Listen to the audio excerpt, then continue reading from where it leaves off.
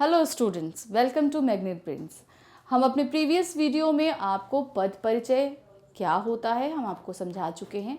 अब हम पद परिचय कैसे करेंगे अब हम ये आपको बताएंगे। हमने आपको बताया था पद परिचय को हम सबसे पहले दो वर्गों में विभाजित करते हैं, विकारी और अविकारी। तो हम जब सबसे पहले अब विकारी शब्दों का पद परिचय स्टार्ट करेंगे, इसे हम 4 चरणों में करेंगे: संज्ञा, सर्वनाम, क्रिया और विशेषण। तो हम सबसे पहले शुरू कर रहे हैं संज्ञा शब्दों का, यानी संज्ञा पदों का पद परिचय हम कैसे करते हैं उसको हम कैसे समझेंगे। संज्ञा के पद परिचय में निम्नलिखित 5 बातें अपेक्षित होती है, मतलब हमें 5 बातों का ध्यान देना पड़ता है। पहली चीज भेद, यानी संज्ञा के क्या भेद है। दूसरा लिंग, वो उस पद का क्या लिंग है। वचन, उस पद का क्या वचन है और उसमें कौन सा कारक लग रहा है। तो सबसे पहले हम एक उदाहरण लेते हैं आपको, जैसे हमने लिया सौरभ। इसमें हम जैसे हमारे वाक्य दिया गया है, ये जो हमने वाक्य दिया है, सौरभ पुस्तक पढ़ता है। तो सबसे पहले हम इसमें देखेंगे कि संज्ञा शब्द क्या है। एग्जाम में जब आपके सामने कोई भी वाक्य दिया जाएगा तो आपको वाक्य दिया गया और उसके नीचे अंडरलाइन कर दिया जाएगा कि इस पद का पद परिचय कीजिए। आपको पूरे वाक्य का पद परिचय नहीं करना होगा, यानी कोई भी वाक्य दे दिया, जैसे ये सपोज हमने एक ऐसा वाक्य दे दिया और उसके नीचे हमने एक शब्द के नीचे अंडरलाइन कर दिया, तो अब आपको पर्टिकुलर सिर्फ उसी पद का पद परिचय करना है, पूरे वाक्य का हमें नहीं करना होता। तो जैसे यहाँ पे सौरभ दे दिया, तो उसी तरह ये पुस्तक भी संज्ञा है। तो अब हम आपको दिखाएंगे कि हम संज्ञा शब्दों का पद परिचय कैसे करते हैं। तो सबसे पहले हमने देख लिया कि सौरभ भी संज्ञा है और हमारा पुस्तक भी संज्ञा है। तो हम सबसे पहले सौरभ का पद परिचय करेंगे। तो हमें पता है कि संज्ञा के 3 भेद होते हैं: व्यक्तिवाचक, जातिवाचक और भाववाचक। तो व्यक्तिवाचक सबसे पहले देखेंगे कि सौरभ कौन सी संज्ञा है। सबसे पहले हमने जैसे भेद लिखा, तो हम जैसे सौरभ लिखेंगे, इसको हम कैसे आइडेंटिफाई करेंगे। सौरभ का भेद हमारा क्या है, ये हमारा व्यक्तिवाचक संज्ञा है। तो हमने यहाँ पे क्या लिख दिया, व्यक्तिवाचक संज्ञा। अब हम ये चीज देखेंगे कि सौरभ का लिंग क्या है, उसका लिंग कौन सा आ रहा है। हमने क्या बताया, इसका लिंग क्या है, ये क्या है, पुल्लिंग है। तो ये क्या हुआ हमारा, पुल्लिंग।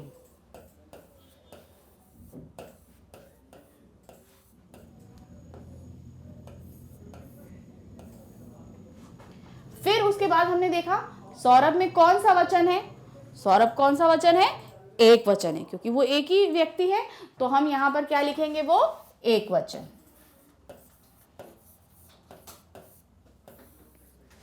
फिर हम देखेंगे कारक क्या है।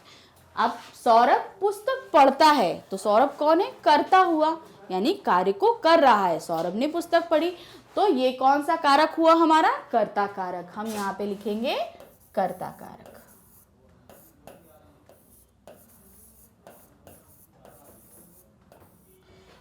तो हमने क्या देखा, सौरभ का पद परिचय हमने कैसे किया, हमने उसको इन 4 के हिसाब से डिफाइन किया। जैसे ही आपके पास में आएगा कि सपोज उन्होंने लिख के दिया कि सौरभ क्या, सौरभ के नीचे अंडरलाइन करेंगे, तो सौरभ को हमने कैसे डिफाइन किया। सौरभ सबसे पहले क्या है, हम लिखेंगे संज्ञा है।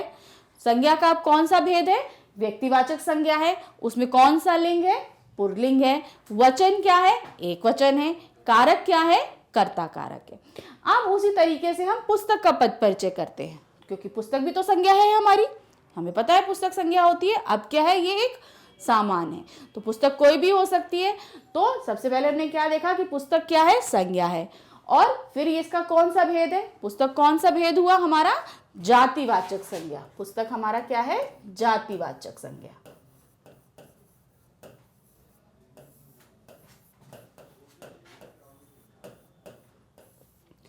अब पुस्तक का लिंग क्या है, पुस्तक है, तो ये हमारा क्या हुआ, पुल्लिंग है। पुस्तक हमारा पुल्लिंग है, क्योंकि पुस्तक पढ़ते हैं।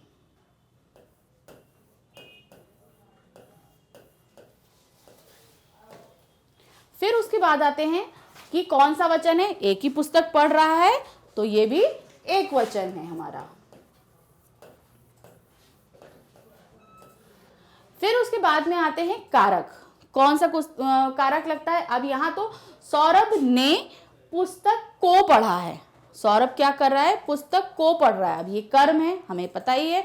पुस्तक हमने आपको पहले भी प्रीवियस वीडियोस में बताया है कि हमें कर्म को ढूंढने का सबसे अच्छा तरीका क्या होता है? हम क्वेश्चन पुटअप कर दें, किसी भी सेंटेंस में हम क्वेश्चन पुटअप, उसको क्वेश्चन में बदल दें तो हमें जो आंसर आएगा वो कर्म होगा। तो अगर हम इसमें पुटअप करें कि हमें क्या पता करना है कि ये कौन सा कारक है, तो अगर आपको पता करना है कर्म है तो हमें क्या, सौरभ क्या पढ़ता है, तो क्या आएगा? सौरभ पुस्तक पढ़ता है। तो आंसर हमें क्या मिला? पुस्तक। यानी कि पुस्तक हमारा क्या है? कर्म है। और कर्म के साथ कौन सा कारक लगता है? कर्ता ने कर्म को। तो यहाँ कर्म के साथ हमारा कौन सा कारक लगता है? को कारक लगता है। तो यहाँ पर आएगा हमारा कर्म कारक। पुस्तक हमारा क्या हुआ? कर्म कारक। तो संज्ञा में हमें ये बिंदु डिफाइन करने होते हैं। अगर कोई भी पद हमारा संज्ञा है तो उसमें हमें ये चीज देखनी होती है कि वो कौन सा भेद है, जातिवाचक, व्यक्तिवाचक की भाववाचक। फिर जब हम उसको देख लेते हैं तो फिर हम उसका लिंग देखते हैं, फिर वचन देखते हैं, फिर कारक देखते हैं। तो ये सारी चीजें हमें एक संज्ञा पद का पद परिचय करते समय इन बिंदुओं का ध्यान रखना पड़ता है कि हम इसमें क्या क्या चीजें ले रहे हैं। तो अब आपको ये चीज समझ में आ गई कि संज्ञा कोई भी हो, आपकी व्यक्तिवाचक, जातिवाचक या भाववाचक, उसमें हम ये सारी चीजें लेंगे। अब उसके बाद नेक्स्ट हमारा विकारी पद आता है सर्वनाम। सर्वनाम क्या होता है? जो शब्द संज्ञा शब्द के स्थान पर प्रयोग किए जाते हैं उन्हें हम सर्वनाम कहते हैं। तो सर्वनाम पद के लिए क्या होते हैं? सबसे पहले हमें उनके भेद देखने पड़ते हैं कि सर्वनाम के कौन से भेद होते हैं। इसका भेद होता है पुरुषवाचक सर्वनाम होता है, निश्चयवाचक, अनिश्चयवाचक, संबंध बोधक, प्रश्नवाचक, निजवाचक। उसके साथ ही साथ हम भेद, लिंग, वचन, कारक सब देखते हैं। पुरुषवाचक तब होता है, पुरुषवाचक सर्वनाम तब लगता है जहां पर हम संज्ञा शब्द को हटाते हैं, यानी कि जहां पर 3 व्यक्ति की बात होती है। इन पुरुषवाचक को लगाते हैं उत्तम, मध्यम और अन्य लगाते हैं। कैसे लगाते हैं? अगर मैं बात कर रही हूँ, अगर मैं बोल रही हूँ तो मैं अपने लिए क्या इस्तेमाल करूँगी? उत्तम पुरुष। जिस दूसरे से बात कर रही हूँ, मैं तुमसे बात कर रही हूँ, तो तुम हमारा क्या हो जाएगा? आपका मध्यम पुरुष। किसका? माध्यम ले रही हूं, मैं तुमसे बात कर रही हूं। अब मैं तुमसे अजय के बारे में बात कर रही हूं। मैं उत्तम पुरुष हूं, तुम मध्यम पुरुष हो और मैं अजय के बारे में तुमसे बात कर रही हूं, तो अजय हमारा क्या हो जाएगा? अन्य पुरुष हो जाएगा। तो जब हम वाक्य में ये देखते हैं कि हम किसके कौन बात कर रहा है, तो वो जो बात कर रहा है वो हमारा उत्तम पुरुष होता है, और जिससे बात कर रहे हैं यानी कि जो हमारा सेकंड पर्सन जिससे हम बात कर रहे हैं हमारा मध्यम पुरुष, और अगर हम किसी तीसरे व्यक्ति के बारे में बात कर रहे हैं तो वो हमारा अन्य पुरुष होता है। निश्चयवाचक, जहां पर हम कंफर्म हैं वहां पर निश्चय लगता है, हमें पर्टिकुलर पता है कि ये चीज किसकी है। अनिश्चय, जहां हम डाउटफुल होते हैं वहां पर हम अनिश्चयवाचक सर्वनाम लगाते हैं। फिर उसके बाद आता है संबंध बोधक, जहां हम किसी एक वस्तु या व्यक्ति का संबंध सर्वनाम शब्दों के जरिए किसी दूसरे व्यक्ति या वस्तु से स्थापित करते हैं, वो हमारा होता है संबंध बोधक सर्वनाम। फिर आता है प्रश्नवाचक। प्रश्नवाचक मतलब जहां हम क्वेश्चन करते हैं, क्वेश्चन वाले आपके होते हैं क्यों, कब, कहाँ, ये सभी हमारे प्रश्नवाचक सर्वनाम होते हैं। फिर उसके बाद आता है निजवाचक, जहां पर किसी व्यक्ति या वस्तु का संबंध हम अपने आप से बताते, वहां पर हमारा निजवाचक सर्वनाम होता है। अब हम आते हैं उदाहरण के तौर पे, क्या है? हम अपने घर के सामने खेलते हैं, ठीक है। तो हम सबसे पहले ये देखेंगे कि इसमें सर्वनाम शब्द क्या है। सबसे पहले सर्वनाम शब्द हमने यहाँ पे देखा हम और अपने। अब हमें ये पता चल गया कि ये दोनों सर्वनाम है। सर्वनाम शब्द जब हमने देखा हम, तो हमने सबसे पहले क्या लिखा? ये सर्वनाम है, हमने तुरंत देख लिया। अब हम यानी कि मैं तो उत्तम पुरुष हूं, क्योंकि मैंने आपको बताया था ना, जब हम अपने बारे में बात करेंगे तो वो क्या होता है? उत्तम पुरुष होता है। तो यहाँ हम क्या है? उत्तम पुरुष हो गया, हमने लिख दिया। अब हम यानी कई सारे लोग हैं, हम अकेला नहीं हैं। हम क्या है? अकेला नहीं है। वो कई सारे लोग हैं, मैं हूं, मेरे साथ 3-4 और लोग हैं। अगर सिर्फ मैं होती तो मैं अपने लिए मैं इस्तेमाल करती। हम का मतलब क्या हुआ, हम अपने साथ कई सारे लोगों को लेकर चल रहे, तो वो क्या हुआ, बहुवचन हो गया। फिर हम क्या है, खेलते हैं, तो यहां पर हम क्या लगाएंगे, पुल्लिंग। कौन है ये, कर्ता कारक है, क्योंकि हम खेल रहे हैं, हम मतलब हम काम कर रहे हैं, तो हम कर्ता कारक में हैं। फिर दूसरा हमारा आता है अपने। अपने, अपने हमारा क्या है, सर्वनाम है, हमने तुरंत देख लिया ये सर्वनाम है।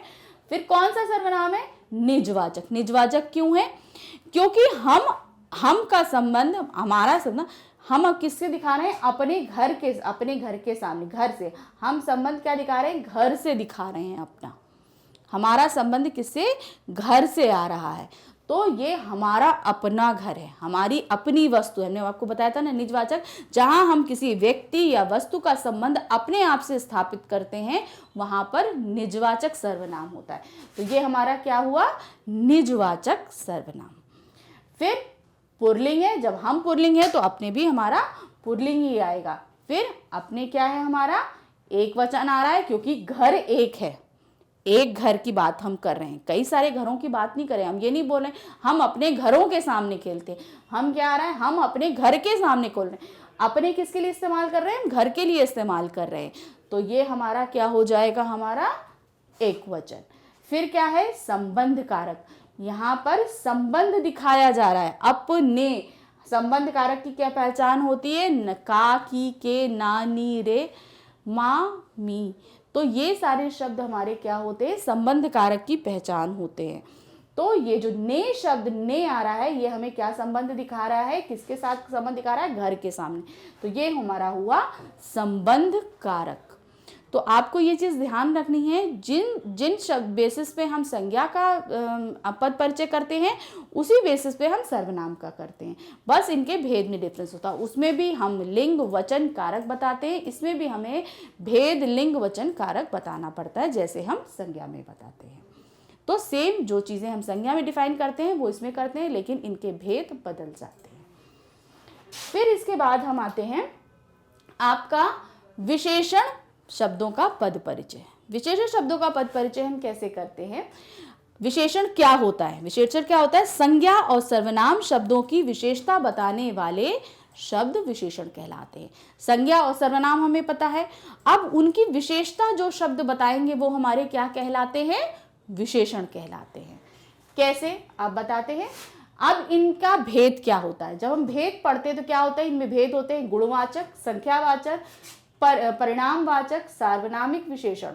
और इसके बाद क्या आता है हमारा, इसी में जैसे हमने उसमें भी लिंग वचन किया था, उसी तरह इसमें भी लिंग वचन अवस्था, यानी कि उसकी क्या अवस्था है, मूलावस्था, उच्चतर अवस्था, उच्चतर अवस्था, उच्चतम अवस्था या उच्चतम विशेषता।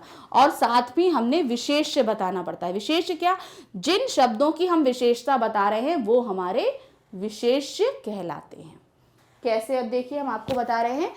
अब यहाँ पर शब्द दिया है, यह घड़ी मेरी बड़ी बहन की है। तो अब यहाँ पर क्या है, घड़ी की क्या विशेषता है कि यह घड़ी के बारे में क्या बता रहा है, यह घड़ी, यह घड़ी क्या है, ये हमारा क्या हो जाएगा, आपका विशेषण। मेरी बड़ी बहन की है, किसकी है, मेरी बड़ी बहन की है, तो यहां पर विशेषण क्या है, बड़ी। तो आपको अंडरलाइन, आपको खोजने की जरूरत नहीं है, आपको अंडरलाइन करके दिया जाएगा। तो यहां पर आपको क्या बताया गया, बड़ी, और यहां पर यह, ये दोनों इस वाक्य में विशेषण है। यह हमारा सार्वनामिक विशेषण है, क्योंकि यह शब्द हम सर्वनाम में इस्तेमाल करते हैं, इसलिए ये सार्वनामिक विशेषण है। यह शब्द हम लोग हमेशा बोलते हैं कि सर्वनाम होता है, तो अब उसको हम अगर विशेषण के तौर पे लेंगे तो वो हमारा क्या हो जाएगा, सार्वनामिक विशेषण। फिर उसके बाद क्या है, ये एक वचन है क्योंकि घड़ी एक है। अब इसका विशेष्य क्या है, किसकी विशेषता बता रहा है, ये घड़ी की, तो ये क्या है, घड़ी का विशेष, घड़ी इसका विशेष है, यह जो है वो घड़ी का विशेष है। फिर उसके बाद हम आते हैं बड़ी। बड़ी, बहन हमारी संज्ञा है और बड़ी हमारी क्या हो गया, विशेषण हो गया। बड़ी, तो बड़ी गुणवाचक विशेषण है। अब जहां पर किसी की अच्छाई बताई जाती है, अच्छाई बताना यानी गुण बताना, वहां पर गुणवाचक विशेषण होता है। आपका संख्यावाचक जहां पर कुछ नंबर्स बताए जाएं, 1 2 3 4, वहां पर हमारा संख्यावाचक होता है। परिणामवाचक क्या होता है आपका, जहां पर हम क्वांटिटी, जहां पर हम नाप तौल की इकाई लगा देते हैं, जैसे 1 किलो, 2 पाव, 4 किलोमीटर। तो जहां पर ये किलोमीटर, किलो, पाव, ये शब्द जो 250 ग्राम, कुछ भी आपका जो ये शब्द लगेंगे, जो भी परिणाम के हों, तो वो हमारे क्या हो जाते हैं, परिमाणवाचक। फिर उसके बाद आते हैं सार्वनामिक विशेषण। जो सर्वनाम शब्द संज्ञा की विशेषता बतलाएं, वो हमारे सार्वनामिक विशेषण होते हैं। यहाँ पे देखिए, घड़ी हमारी संज्ञा है और उसकी विशेषता क्या बता रहा है, यह, तो इसलिए यह हमारा सार्वनामिक विशेषण है। और यहाँ पर बहन संज्ञा है, बहन की क्या विशेषता बता रहा है कि वो बड़ी है, बहन की क्या संज्ञा बता रहा है, बड़ी है। तो बड़ी होना क्या है, अच्छी बात है, यानी ये गुण है उसके अंदर का, तो ये क्या हुआ, गुणवाचक विशेषण। फिर वो क्या है, एक वचन है, एक ही बहन है, और ये स्त्रीलिंग है, क्योंकि बड़ी है, अगर बड़ा होता तो पुल्लिंग होता, मगर बहन है तो इसलिए ये स्त्रीलिंग है। और बड़ी का विशेष्य क्या है, बहन है। तो इस तरीके से हमने आपको बताया कि विशेषण का पद परिचय, अगर विशेषण शब्द आपके सामने अंडरलाइन करके आ जाएं, तो आप उनका पद परिचय किस तरीके से देंगे। उसके बाद आता है हमारा क्रियापद का पद परिचय। क्रिया क्या होता है, जहां पर किसी काम के करने या होने का पता चलता है, उसे हम क्रिया कहते हैं। हम सभी जानते हैं क्रिया के दो भेद होते हैं, सकर्मक और अकर्मक क्रिया। यहाँ पर हम क्रियापद का परिचय, भेद क्या होते हैं, सकर्मक और अकर्मक क्रिया। अब क्रिया में क्या होता है, काल पता करते हैं हम, कि काल मतलब किस समय वो चीज की जा रही है। काम हो चुका है तो वो भूतकाल, अभी हो रहा है तो वर्तमान काल, आगे होगा तो वो भविष्य काल। अब वाच्य हम आपको पहले भी पढ़ा चुके हैं। तो अब वाच्य हमें क्या होता है, अगर कर्ता उस कार्य को कर रहा है तो वो कर्तवाच्य, अगर कर्म को इंपॉर्टेंस दी जा रही है तो वो कर्मवाच्य, अगर भाव है तो वहां पर भाववाच्य होगा। फिर उसके बाद आता है, उसी क्रिया से हम पता करते हैं कि क्या लिंग है और क्या उसका वचन है। अब हम इसमें उदाहरण ले रहे हैं आपको, दादी जी भगवत गीता पढ़ रही हैं। अब इसमें क्रिया क्या है, पढ़ रही थी, पढ़ रही थी हमारी क्या है, क्रिया है। तो अब कैसे हम इसको बताएंगे कि ये सकर्मक है कि अकर्मक है। हमने आपसे सिंपल बोला था कि जब हम कोई भी वाक्य पढ़ते हैं तो वो सकर्मक या अकर्मक पता करने के लिए हमें उसके साथ क्वेश्चन करना पड़ता है। हम बोल दें दादी जी क्या पढ़ रही थी, तो आपको इस वाक्य को देखने के बाद उत्तर मिल रहा है कि दादी जी भगवत गीता पढ़ रही थी, यानी कर्म सकर्मक क्रिया है।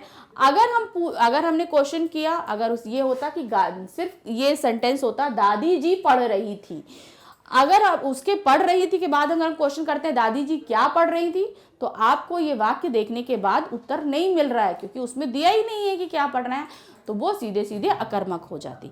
यानी जिस सेंटेंस में कर्म दिया है कि जो कार्य किया जा रहा है उसके साथ अगर हम प्रश्न करें और हमें उत्तर मिल जाए तो वहां सकर्मक है, और अगर हमें उत्तर नहीं मिलता है तो वो अकर्मक है। सिंपल हमने यहाँ पे क्वेश्चन, हमने इसको सकर्मक अकर्मक पता करने के लिए क्या किया, हमने इसके साथ क्वेश्चन किया दादी जी क्या पढ़ रही थी, तो हमें उत्तर क्या मिला, दादी जी भगवत गीता पढ़ रही थी, यानी कि ये सकर्मक क्रिया है, तो हमने यहाँ पे सकर्मक क्रिया लिख दिया।